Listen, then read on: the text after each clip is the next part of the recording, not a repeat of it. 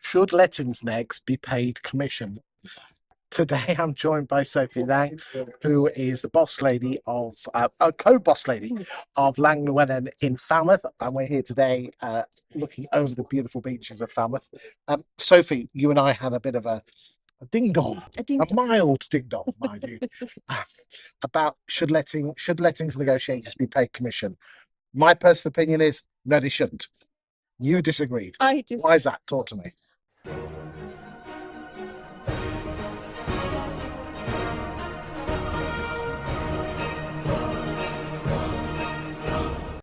I think there's a misunderstanding with lettings. I know at the moment the market seemed quite easy, I think is the phrase, i.e. you put a property on and it lets regardless. But I think that there's a misunderstanding how much work goes in the background of actually getting the fee. A lot of it comes from the negotiation with the client to make sure you achieve the best fee for the ongoing management.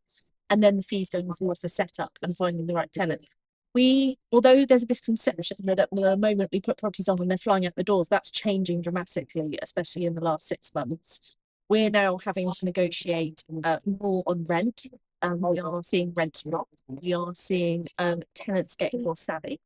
And we are seeing them trying to negotiate on rent going forward, especially with renters' rights hanging in the background. There's just a lot more going on. And I think that there is a misconception about letting staff and what they actually have to do at the front end. For us as business owners, we need to get the best management income for our business, for the work that we do, to cover the work that our ongoing team will do, because the negs pass it to our tenancy management teams and then they have to manage it for 2 years.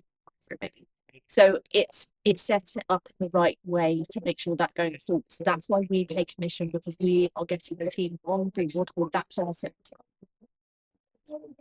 Okay, let's just say you pay a neg the basic of a lettings, £25,000, which is minimum wage, and you probably pay them 5 or 6 grand. Whatever you've just said is all absolutely bang on, but you're paying them on move-ins. You're going to get a move-in anyway.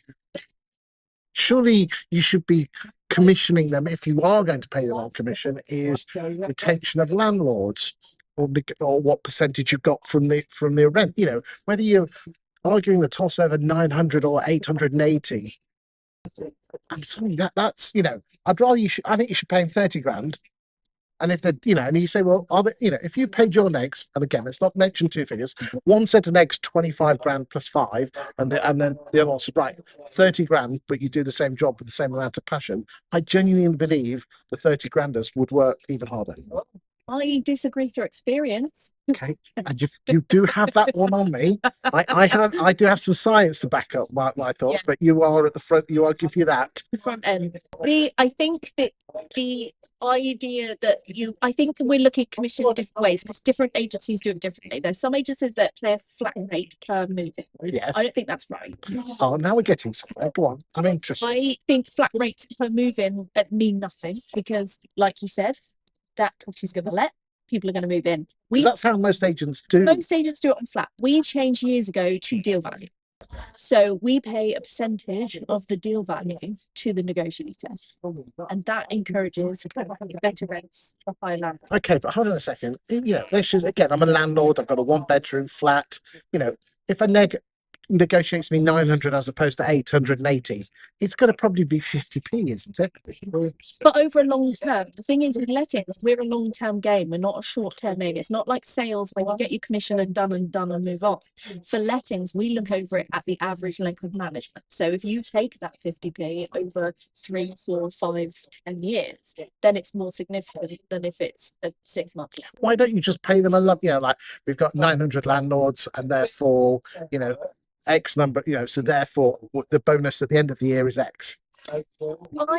We've tried different ways to motivate team and how it gets the best results, and I've just found that this is the one that's worked for us in the recent years.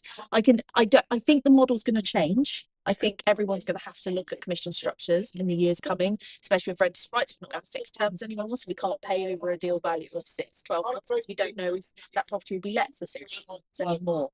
Same with let only. A lot of agents do a flat fee, let only of the 6 monthly income. a landlord's going to argue that we don't know if a tenant will stay for 6 months. So I do think the whole commission thing is going to have to be looked at. And I think once we see the impact of what's coming in the next 12 months, we will have to reassess of how we do it. But I do think commission is a fundamental part of any sales from Enroll. Put your comments and thoughts in the replies back to this video. I'd love to know what you think. Thank you for your time today, Sophie.